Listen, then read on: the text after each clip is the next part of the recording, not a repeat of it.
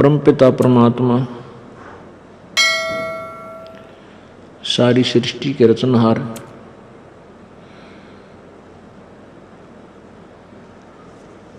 पूर्ण परमात्मा, पूर्ण ब्रह्म, कष्ट निवारक, संकट मोचन, अंगहारी, पाप नाशक, वो कबीर देव हैं, वो कबीर प्रभु हैं। ये वही परमेश्वर हैं जो बनारस में, काशी में 120 वर्ष तक एक जुलाहे की भूमिका करके अपने यथार्थ ज्ञान का, अपने विषय में वास्तविक जानकारी का प्रचार वो स्वयं कर कर गए। पुण्यात्माओं, आप सभी काल के जाल में फंसे हुए हो और इस काल भगवान ने आपको बिल्कुल ज्ञानहीन बना दिया है। इस काल भगवान ने अपने को केवल यहीं तक सीमित कर दिया है कि संतानों उत्पत्ति कीजिए, उसके बाद इनकी परवरिश करो, फिर इनका विवाह कर दो और फिर आप बेशक मर जाओ। पुण्यात्माओं, संतान उत्पत्ति, इनकी परवरिश, विवाह शादी, जो भी फिर इन बच्चों के निमित्त इनके भाग्य में, उनके जीवन में जो कुछ भी घटना घटनी है वो पूर्व निर्धारित है।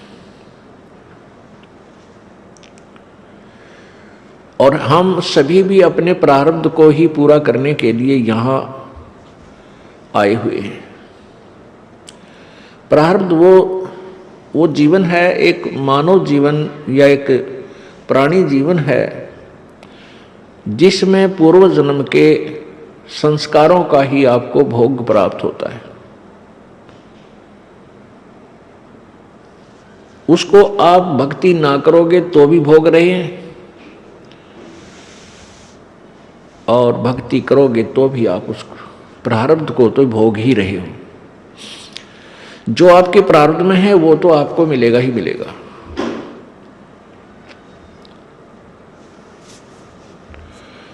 उसको नहीं कोई रोक सकता जो पूर्व निर्धारित प्रभु के द्वारा किया गया है।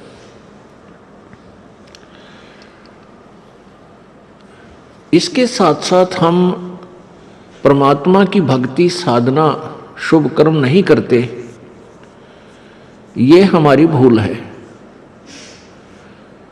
आज कोई दुखी है तो अपने पुण्य से, अपने पाप से, कोई सुखी है तो अपने पुण्य से। ये पुण्य और पाप कब हुए थे? पूर्व जन्म में, पूर्व जन्मों में, पहले के जन्मों में, जब आप कभी मनुष्य जीवन में थे। तो उन पुण्य और पापों का आपको अब भोग प्राप्त है। जिसके पुण्य अधिक हैं उसी रेशो में, उसी अनुपात में उसके पुण्य अधिक प्रारब्ध में प्रवेश कर दिए गए, मिला दिए गए। जिनके पाप अधिक हैं उनके पाप इस प्रारब्ध में अधिक मिला दिए गए हैं। आपके बहुत से पुण्य ऐसे हैं जो संचित हैं। संचित वो कर्म हैं जो जन्म जन्मांतर में आपने किए और वो इकट्ठे हुए आपके अकाउंट में बैलेंस हैं, शेष हैं। तो यहाँ दोनों ही कर्म भोगने पड़ते हैं। जब तक हम पूर्ण परमात्मा की सत्साधना परम संत से लेकर नहीं करते तो पुण्य भी भोगने पड़ते हैं और पाप भी भोगने पड़ते हैं। और ये काल भगवान आपके प्रारब्ध को कैसे रचता है? आपके पुण्यों का एवरेज ले लेता है, रेशो लेता है, पापों की भी रेशो लेता है। दोनों को मिलाकर के आपका जीवन निर्धारित हो जाता है। जिनके पाप घने हैं वो दुखी घने, जिनके पुण्य अधिक हैं वो आज सुखी नजर आते हैं। उनके पास कार, कोठियां, संपत्ति, संतान अच्छी है। पुण्यात्माओं, ये प्रारब्ध तो प्रत्येक प्राणी भोग ही जाता है, चाहे वो परमात्मा का नाम बिल्कुल भूलकर भी नहीं लेता। और ये भी कहते हैं कि हम भगवान को नहीं मानते, परमात्मा कहीं नहीं है, क्योंकि वो नास्तिक हो चुके हैं। नास्तिक वो प्राणी होते हैं जिनको कोई बचपन से ही ठीक मार्गदर्शन यानी आस्तिक परिवार नहीं मिलता, या कोई साधु संत उनको नहीं मिलते। जो बिल्कुल नास्तिक हैं, शराब पीते हैं, मांस खाते हैं, बकवाद गढ़ते हैं, और वो आजीवन सुखी नजर आते हैं, जो यहाँ का हम सुख मानते हैं, और मर भी आसानी से जाते हैं। उनकी मृत्यु भी विशेष कष्टदायक नहीं होती है। और कुछ ऐसे भक्त भी होते हैं जो भक्ति भी कर रहे हैं किसी ना किसी इष्ट देव की, और वो दुखी भी हैं और भक्ति भी कर रहे हैं। अब जो दुखी हैं वो भक्ति इसलिए करते हैं कि हम सुखी हो जाएं, वो उनकी मजबूरी है, और लेकिन वो सुखी भी नहीं होती और दुखी भी होते रहते हैं, और फिर उनकी दुर्गति से मृत्यु भी होती है। ये उसका प्रारब्ध था। अब यहां समस्या आ जाती है कि जो व्यक्ति कॉमन होते हैं, न्यूट्रल होते हैं, वो ये कहते हैं भी उस व्यक्ति ने कभी भक्ति नहीं की, ना अच्छे काम किए, और सारी उम्र ठाठ करे, बढ़िया उसकी संपत्ति संतान थी, खूब बरकत हुई इसके घर में, और मर भी आसानी से गया, उसको कोई जो ना परेशानी नहीं उठानी पड़ी, ना कहीं बड़ा सा कोई ज़्यादा बीमार हुआ। और एक हम देखते हैं ये भक्त सारी उम्र इसने भक्ति भी की, मंदिरों में गया, मस्जिदों में गया, वहाँ धामों पर चक्कर लगाए, भक्ति भी करता रहा, गीता जी का पाठ करता था, और इसको कोई बरकत नहीं हुई, दूने दुख हुए। तो इससे जो न्यूट्रल व्यक्ति होते हैं वो बट नेचुरल नास्तिक हो जाते हैं। वो ये सोचते हैं बताइए भक्ति करा करता रही, इसने करी कोई ना, ये ठाठ से रहा रही, इसकी दुर्गति हो रही, तो क्या दे रहा है इस भक्ति में, क्या रखा इस भक्ति में। तो पुण्यात्मा, ये तो है कॉमन सोच, अपनी साधारण व्यक्ति की, अपने लेवल की, अपने स्तर का ज्ञान है, ये लोक वेद है। इन सभी धारणाओं को सेट करने के लिए, सभी धारणाओं को सुचारू करने के लिए भी कौन से काम करने चाहिए, कौन से ना करने चाहिए, और वो जो व्यक्ति सुखी रहा सारा जीवन ठाठ किए, वो उसमें क्या राज था, और जिसने भक्ति भी की दुर्गति रही उसमें क्या राज था, इसका निर्णय संत देते हैं, सतगुरु के विचार देते हैं, परमात्मा के सदग्रंथ देते हैं, परमात्मा का विधान बताएगा। तो उसको हमने मानना चाहिए, उस पर आरूढ़ हो जाना चाहिए। फिर हम अपनी दंत कथाओं को आगे नहीं लाना चाहिए, उसमें वो आगे नहीं अड़ानी चाहिए। तो जब हमें पूर्ण ज्ञान होगा, तत्व ज्ञान हमें हो जाएगा, फिर ये सभी इस प्रकार की जो शंकाएं हैं ये मन में कभी नहीं उठेंगी। तो पुण्यात्माओं, प्रारब्ध तो प्रत्येक प्राणी अपना भोग ही रहा है और भोगता रहेगा। इसके साथ साथ हमने एक अति आवश्यक कार्य और करना चाहिए था, जिसको हम नहीं कर पाए, कारण कुछ भी रहा। वो अति आवश्यक कार्य है परमात्मा परमेश्वर पूर्ण ब्रह्म की भक्ति, शास्त्र अनुकूल परम संत से लेकर के गुरु धारण बना करके, यानी पूर्ण संत, इन नकली संतों से, अधूरे जो कथित संत हैं, इनसे उपदेश लेने मात्र से भी लाभ कतई नहीं होगा।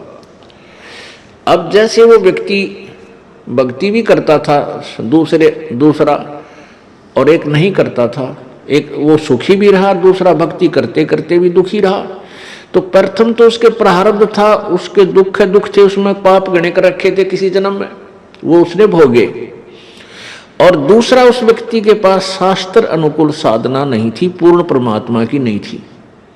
जब तक आप पूर्ण परमात्मा, पूर्ण ब्रह्म, सत्य पुरुष कबीर देव की, कबीर परमात्मा की भक्ति नहीं करोगे परम संत लेकर यथार्थ मंत्रों से, तब तक आप अपना प्रारब्ध तो भोगते रहोगे, जैसा किया वैसा कर्म भी भोगोगे। अन्य किसी भी देव की, किसी भी भगवान की आप जी पूजा करते हो, उससे आपके ठीक है पुण्य और भक्ति कर्म जो उस स्तर के हैं वो तो इंक्रीज हो जाएंगे, वो पुण्य तो बढ़ जाएंगे, लेकिन आपके गुड अकाउंट में लिख दिए भी जाएंगे।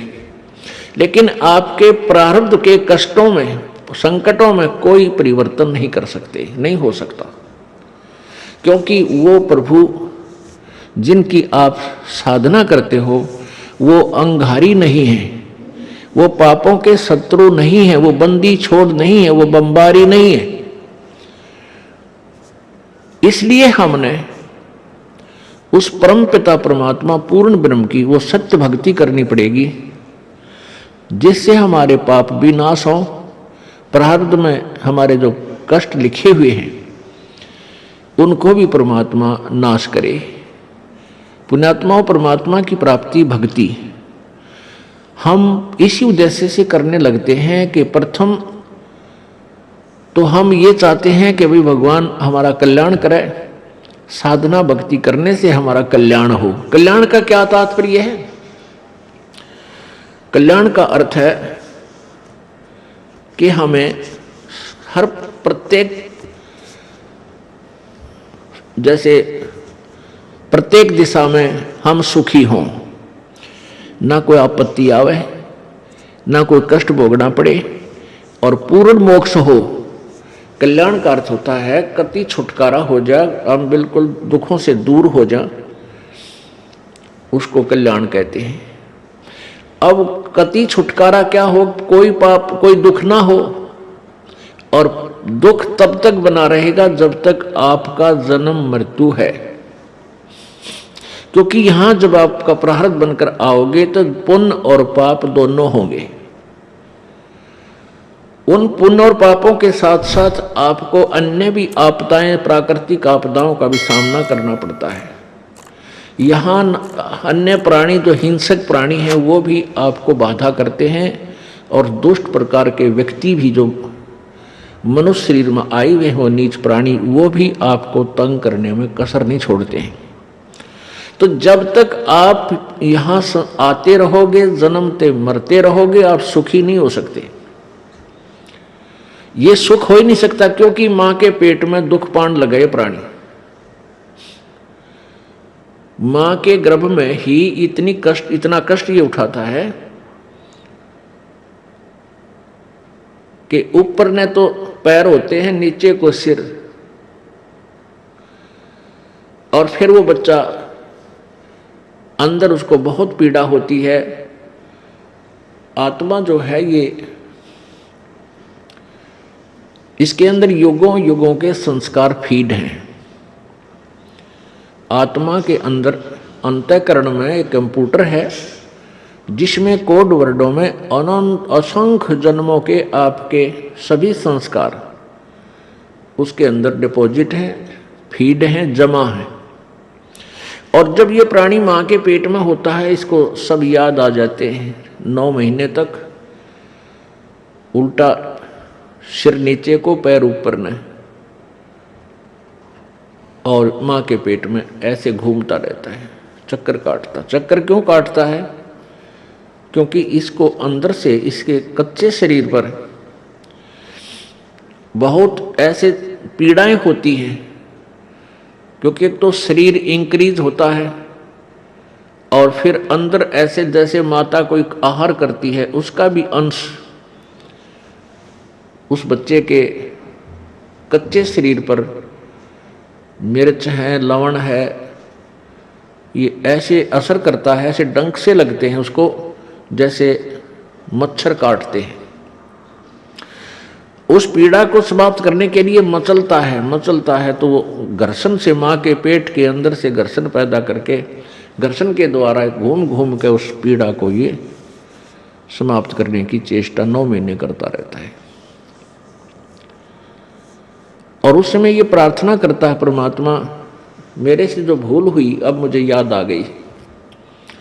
क्योंकि संकट जब आता है तब हम हर तरह से सोचते हैं भाई ये क्यों आई आपत्ति, ये भगवान मैंने ऐसा कौन सा पाप कर दिया, क्या गलती बन गई मेरे से।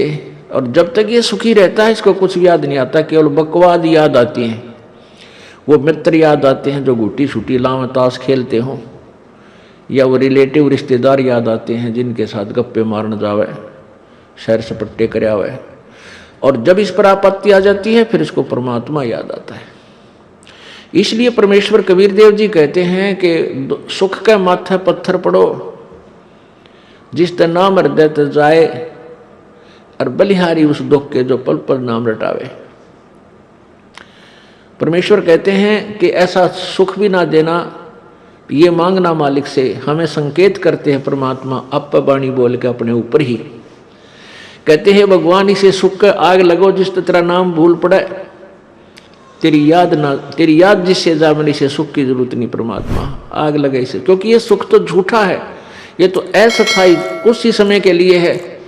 और इस सुख में यदि हम भगवान भूल गए, यही तो समय है परमात्मा याद करने का, यही समय है मनुष्य जीवन जो है हमारा भक्ति करने का, दान करने का और शुभ काम करने का। और इनको हम बकवादों में खत्म कर रहे हैं। तो ये सुख जो आज है स्थायी है, ये पिछले पुण्य से है, और हमने उस सुख की जरूरत नहीं परमात्मा जो हमारे इस भक्ति मार्ग से दूर कर दे, आपसे दूर करे। वो बलिहारी उस दुख के, कहते हैं कुर्बान हो उस दुख के जो दुख हमें भगवान याद दिलावे। तो यहां का जो सुख है ये तो अस्थायी है, ये तो रहेगा ही नहीं रहेगा। और फिर हम जिस उद्देश्य के लिए मनुष्य जीवन प्राप्त करके आए थे वो हमारा रह जाएगा। तो ये जब मां के गर्भ में प्राणी होता है तब ये सोचा है परमात्मा मैंने बहुत गलती करी, मैंने आपको याद नहीं किया। और अब के जब बाहर आज एक बार बाहर निकाल दो, मेरा शरीर ठीक ठाक पूरा कर दो मालिक। क्योंकि मनुष्य जीवन की वैल्यू का इसको मां के गर्भ में पूरा पता होता है। आत्मा बूढ़ा और बालक नहीं होती, आत्मा बाहर आकर के मूर्छित कर दी जाती है इन तीन गुणों के द्वारा। जो ही आत्मा शरीर के साथ बाहर आती है, शरीर में स्थूल शरीर बनकर इसके ऊपर एक कवर चढ़ाया जाता है अंदर, और उसमें ऐसी जकड़ दी जाती है। और बाहर आते ही जब तीनों गुण रजगुण ब्रह्मा सतगुण विष्णु तम गुण शिव जी, ये एक एक इंजेक्शन लगा देते हैं इसके, और जिससे ये मूर्छित हो जाती है। इसको पता नहीं तू कौन है, कहां से आई है, क्या उद्देश्य है तेरा। फिर इसको नए सिरे से कह सिखाया जाता है, ये तेरा चाचा है, ये तेरा ताऊ है, ये तेरा पापा है, तेरी मम्मी है, ये तेरा भाई है, ये तेरी बहन या बुआ, ये तेरा खेत है, ये पशु है, इसका ये पक्षी है। यानी नए सिरे से इसको ये ऐसी शिक्षा फिर दी जाती है। मां के गर्भ में इसको पता होता है कि मैं जब भी जाता हूं, बाहर गए हैं उसी समय हमने भक्ति नहीं की।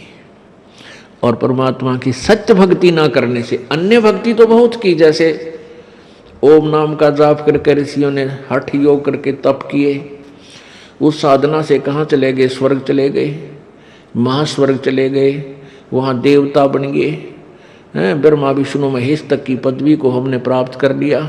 और फिर अपने पुण्यों को समाप्त करके हम फिर पशु बन गए, पक्षी बन गए, गधे बन गए, कुत्ते बन गए, सुअर बन गए। ये भक्ति भी यूजलेस, जिसे संकट तो मिटाई नहीं, ठीक है कुछ समय के लिए जो बकवाद थी स्वर्ग में वो ठाठ कर आए। जैसे एक धनी व्यक्ति यहाँ हरियाणा, पंजाब, राजस्थान, उत्तर प्रदेश आदि का, और 2 महीने कुल्लू मनाली शिमला की साइड चला जावे, पैसे ले जाओ 20, 30, 50 हजार 2 महीने के लिए, पूरा परिवार चला जाए, चाहे आप अकेला जाए। और वहाँ क्या करते हैं, ठाठ करने का क्या तरीका है कि होटल में कमरा किराए पर ले लिया, और वहाँ सारा दिन ठंडी ठंडी हवा, अच्छे बाग बगीचे, पहाड़ दृश्य दिखाई दे सुंदर सुंदर, उनने घूम फिर के देखा है। और 2 महीने वहाँ रहे, क्योंकि वहाँ बहुत ही अच्छा वातावरण मौसम होता है, गर्मी नहीं होती।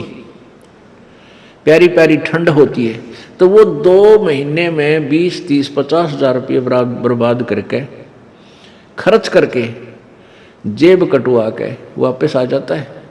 और 10 महीने फिर कर्म क्षेत्र में वो खून पसीना करे, झूठ बोला, क्षेत्र लूटा खसोटा, यानी पुण्य पाप इकट्ठे करे। ऐसे ही ये मनुष्य जीवन है। जब तक हमें स्थायी स्थान नहीं मिलेगा, सतलोक प्राप्ति नहीं होगी, यानी पूर्ण मोक्ष नहीं होगा, जन्म मृत्यु सदा के लिए नहीं मिटेंगी, तब तक हमारा ये चक्कर पड़ा ही रहेगा। तो इस आत्मा को मां के शरीर में ये भी पता पेट के अंदर ये भी पता चल जाता है कि जो साधनाएं मैं कर रहा हूं ये भी पूर्ण मोक्षदायक नहीं है, ये संकट निवारक भी नहीं है, और अब के पूर्ण संत की खोज करूंगा जो देवता बने हुए हैं। अब उन देवताओं को जब ये देवता पद प्राप्त करने की या स्वर्ग जाने की जो साधना करके चले गए, उसी साधना को ये अंतिम मान रहे थे, श्रेष्ठ मान रहे थे। तो वहां जाने के बाद फिर इनको याद आता है कि वेदों में लिखा है, क्योंकि जिन ऋषि महर्षियों ने वेदों अनुसार साधना की, और वो कहाँ गए? ब्रह्मलोक में। ब्रह्म की पूजा करने वाले ब्रह्मलोक में जाते हैं। और गीता जी अध्याय नंबर 8 के श्लोक नंबर 16 में लिखा है कि ब्रह्मलोक पर्यंत भी सभी आवागमन में है, जन्म और मृत्यु के अंदर है।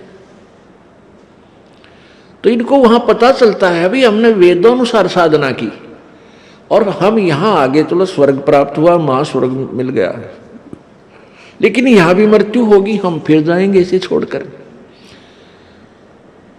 तो वहां क्या इनकी आपस में कैसी चर्चाएं चलती हैं इन देवताओं की? कहते अभी हमने कोई पूर्ण संत नहीं मिला, हमारे को पूर्ण संत नहीं मिला, इस कारण से हम यहां तक की साधना की। तो वह आपस में चर्चा करते हैं भाई पूर्ण संत और कौन होता है, कैसा होता है। फिर वहां परमात्मा पूर्ण ब्रह्म इनकी आत्मा को झंझोड़ते हैं, इनको याद दिलाते हैं कि तुम पढ़ा करते थे यजुर्वेद अध्याय नंबर 40 के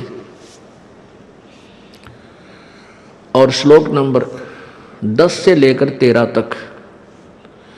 उसमें लिखा है कि वेद ज्ञान देने वाला जो प्रभु है वो कहता है कि वो परमात्मा की पूर्ण परमात्मा के विषय में यथार्थ जानकारी, वो जन्म लेता है या नहीं लेता है, वो साकार है या निराकार है, उसके विषय में जो जानकारी है वो किसी तत्वदर्शी संतों से पूछो, सुनो।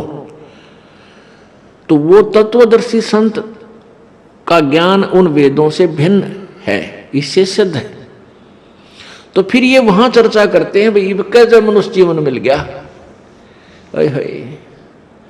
अब के जब मनुष्य जीवन परमात्मा दे देगा, कहते हैं हम पूर्ण संत की तलाश करेंगे जो वेदों से भी आगे का ज्ञान जानता हो।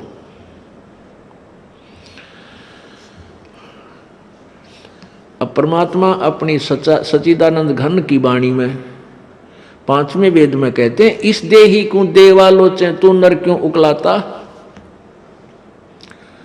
जैसे कई व्यक्ति दुखी हो जाते हैं अपने प्रारब्ध के पापों से, संकट के ऊपर संकट, संकट के ऊपर संकट आ रहा है, तो वो क्या दुखी होकर के क्या धारणा करते हैं, हे भगवान आत्महत्या कर लो। इसके विषय में परमेश्वर अपनी वाणी में कहते हैं इस देही को और देवता लोचे तू नर क्यों उकलाता। इस मनुष्य शरीर को तो देवता भी तरस रहे हैं जो तुझे प्राप्त हुआ है, और तू इससे क्यों उकलाता है, यानी इससे क्यों छक लिया। अब इससे दुखी होकर तू इसको नाश करने जा रहा है, इससे अच्छा कोई संत तलाश कर, भक्ति कर, पूर्ण संत की खोज कर। अब यहां इन जालिमों ने क्या जुल्म कर रखा है, ये नकली संतों ने, ये असली संत तक जाने नहीं देते। जगह जगह इन ठगों ने अपनी दुकानें खोल ली, ना इनको कह का पता, ना भगवान का पता, ना भक्ति का ज्ञान, और लंबे चौड़े आश्रम बना लिए और ऐसी मार्मिक बातें लिख दी। सचखंड की सड़क, वो तरह का जो सचखंड, सतलोक की सड़क माने सीधा रास्ता, पक्की, जिसमें कोई बाधा ना हो। तो श्रद्धालु तो फिर जाएगा भाई, जिसको रोग है, जिसको चाह है परमात्मा की, वहां जा फंसे नकलियां के पास। पूर्ण मोक्ष मार्ग इसी आश्रम में प्राप्त होता है। इस तरह के पता नहीं कितने संत बने हुए हैं। तो ये सबसे बड़ा काल का जाल है, ये नकली संतों का होना। तो कहने का भाव ये है कि देवता भी इस मानव शरीर को तड़फ रहे होते हैं कि कभी मानव शरीर मिले, पूर्ण संत खोज करूं और भक्ति करूं। जैसे आप हाथी को देखते हो, हाथी ऐसे सिर मारता चलता है। अब हाथी को नेक्स्ट जीवन, अगला जीवन दिखाई देता है कि इसके बाद मैं के बनूंगा, गधा बनूंगा या कुत्ता बनूंगा या सुअर बनूंगा या मानव बनूंगा। तो सिर मारता चलता है। किस समय सिर मारता है? जब वो पकड़ दिया जाता है, जब वो किसी मनुष्य के काबू आ जाता है, उसके ऊपर बैठ के इतना लंबा छुरा लेकर, अंकुश लेकर बैठ जाता है, उसका सीधा ठोकर जट बकवाद करता है, तो तब वो सिर मारता चलता है। नो खड़ा खड़ा भी सिर मारता रहता है। अब वो ये सोचता है वह बड़ा फंसा, बहुत फंसा मैं, और जय इब का मनुष्य शरीर मिल गया तो पूर्ण संत की, पूर्ण परमात्मा की भक्ति करूंगा। पूर्ण संत की खोज करके और सही भक्ति करके अपना पीछा छुड़वाऊंगा। अब परमात्मा यहाँ क्या बताना चाहते हैं कि जो कुंजर सिर धुनत है, अगला जन्म सुझंत, इब कहेल नर करत सेव पूरे संत। अच्छी मन में सोच रहा होता है कि यदि अब की बार मनुष्य जीवन मुझे मिल गया तो पूरे संत की खोज करूंगा। अब परमात्मा फिर उसके ऊपर एक और कहते हैं कि हाथी अर्थात ये आत्मा मन के संयोग से इतनी ढीठ होगी। हाथी के विषय में कहते हैं कि हाथी तभी तक सिर पटक रहा है, धुन रहा है, जब तक यो बंद में आ गया और मनमानी इसको मस्ती नहीं कर पा रहा। इसलिए ये भगवान याद कर रहा है और ईब छोड़ दे इसने। अब इसको खोल दे यहां से और जंगल की तरफ कर दे। कति भगवान याद ना करे, उड़ा खावा केड़े के पेड़ा नर मार मस्तिर फुर फुर नावर ठाठ करे, नरी को बद करे, कति सर नहीं धोने ना इसका याद आवा भगवान, हालांकि इसको पता भी है। तो इसलिए परमात्मा कहते हैं भाई इस परमात्मा के तत्व ज्ञान के बिना ये प्राणी ना तो भक्ति कर सकता और ना ही अपने इस मानव जीवन को ठीक ढंग से जी सकता। इसमें कोरी को बद करेगा। थोड़ा सा कोई राजपद प्राप्त हो गया, कोई बड़ा सा अधिकारी बन गया तो धरती तोलन न हो जा। मंत्री, मुख्यमंत्री, प्रधानमंत्री, राष्ट्रपति बन जाए तो पता ना क्या सोच बैठे और भूल जाता उसमें कि तू इंसान भी है, तू जीव भी है। तो ये जो चौंध लाव है, ये काल लगाव है, ये भूल जो डालता है ये काल लगाता है कि ताकि ये नरे कर्म फोड़ ले अपने और पापों की गठड़ी बांध ले। क्योंकि अच्छी आत्माएं पूर्व जन्म की होती हैं, वो ही कोई उच्च पद, अच्छा धन प्राप्त करती हैं। तो वो अच्छी आत्माओं से नरे पाप करवा कर उनको नीच आत्मा बनवा देगा। और जो दुखी हैं वो तो पिछले, जो गरीब हैं, रोगी कोडी हैं, वो तो पिछले जन्म के पहले ही पाप नरे इकट्ठे कर रखे। तो पुण्यात्माओं तत्व ज्ञान से हमें ये जानकारी होगी